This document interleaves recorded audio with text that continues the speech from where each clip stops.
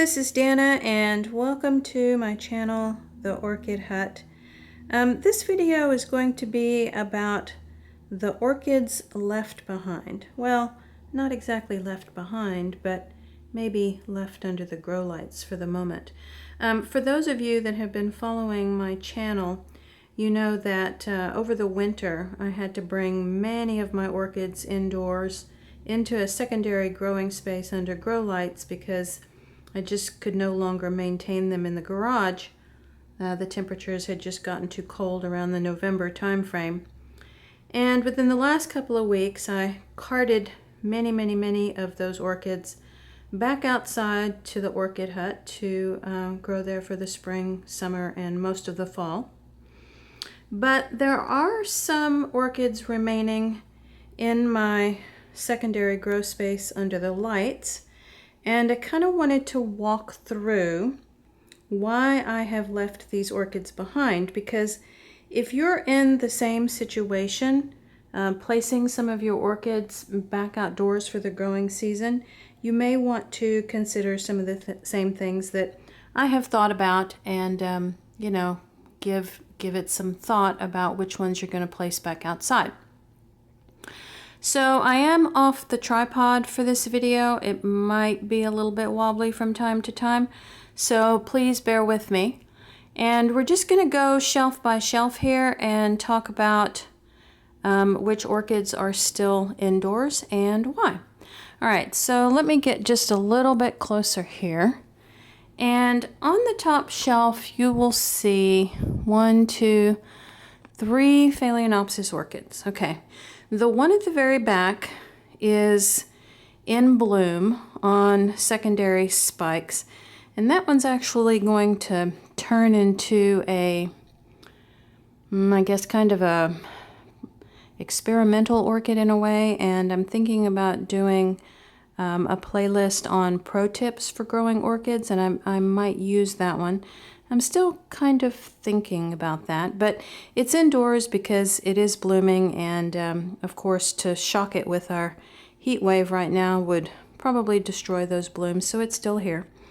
The 2 Phalaenopsis up front are in spike, so you know I really kind of don't want to mess with that spike development, have anything, you know, blast or die off because of the shock of moving it. So those Phalaenopsis will stay indoors, and when they bloom I'll probably move them to the bay window just so that I'm able to enjoy those blooms a bit more. At the back is my green lantern dendrobium. Now this orchid has just been a bit of a problem since I've had it, and I'm not entirely sure what to do with this one. I don't know if I should cast it outside and let it just fend for itself and see what happens, or if I should try to grow this one indoors. I probably should do a bit more research, but if any of you out there who watch my channel have a green lantern dendrobium orchid, let me know how you care for it and where you grow it, and what type of growing environment it prefers. It doesn't have any new growth down at the bottom of the pot, but it does have some new roots, so I'm just keeping it here until I decide what to do. And then at the very front is my Oncidium Space Race with a very tall spike, so I will be keeping that one in since the spike is already well underway.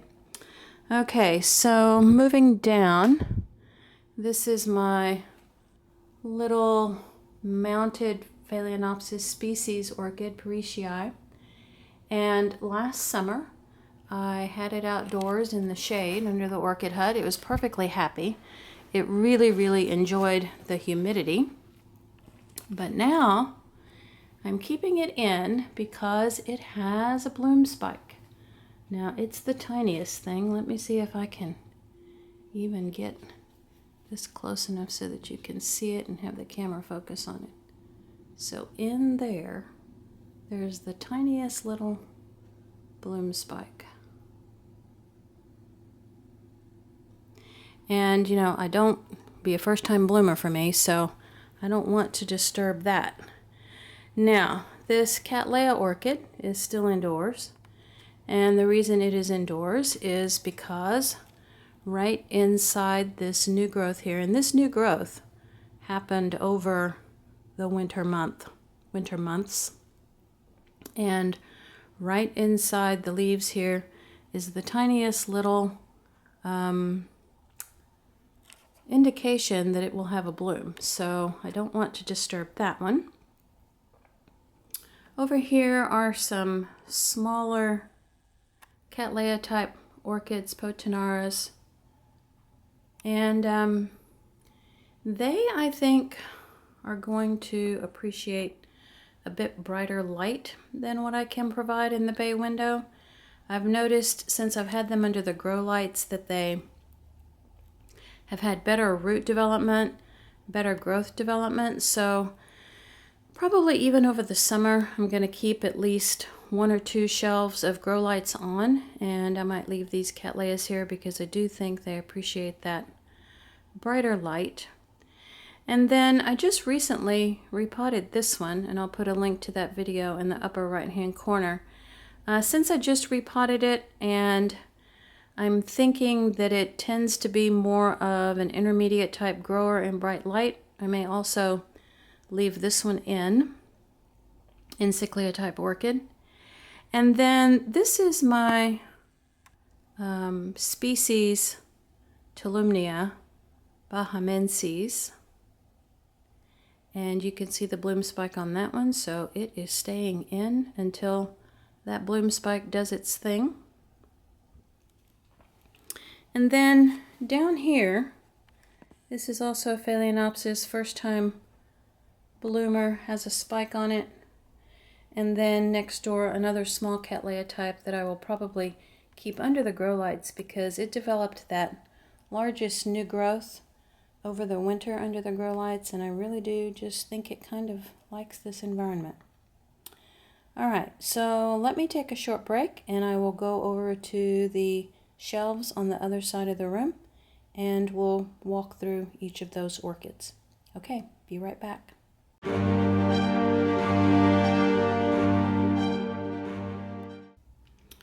Okay, so the shelf on the other side of the room, there's 2 Paphiopedilums on the left-hand side, and I will be moving those, I believe, to the bay area window if I have room. Otherwise, they'll stay here under the grow lights. And then right next door is another no ID Oncidium, a yellow dancing lady orchid. It's not in spike the last time I checked. However, I do know that the temperatures for this one get a little bit too warm relatively quickly. So I think I will also be keeping this one in under the grow lights or in the bay area window if there is room. And then right next door is another Phalaenopsis, not in spike, but it's developing a new leaf, and it really is just here because of kind of space considerations. And then a jewel orchid towards the back that is here until I have a chance to repot it. Okay, next shelf down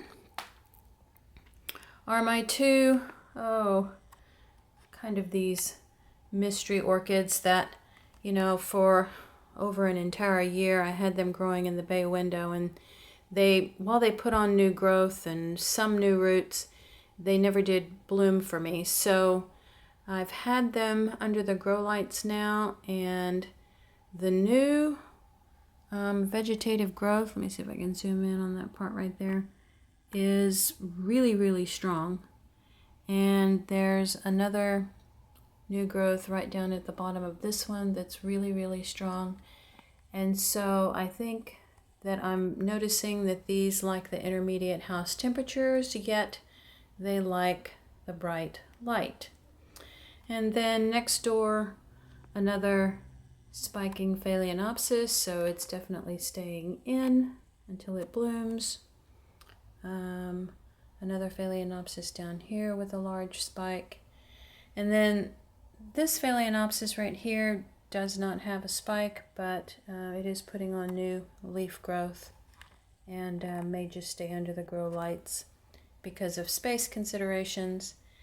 And then in my previous video, you might have heard me mention that in the next couple of days we're having this downward swing in temperatures, and this vanilla planifolia is a warm grower, and I really don't think it's going to appreciate temperatures in the upper 40 degrees Fahrenheit. So I'm just keeping it in until this last little blast of cold weather goes away. And I'm even thinking that the orchids out on the Orchid Hut may have to be brought into the garage for 1 or 2 more nights.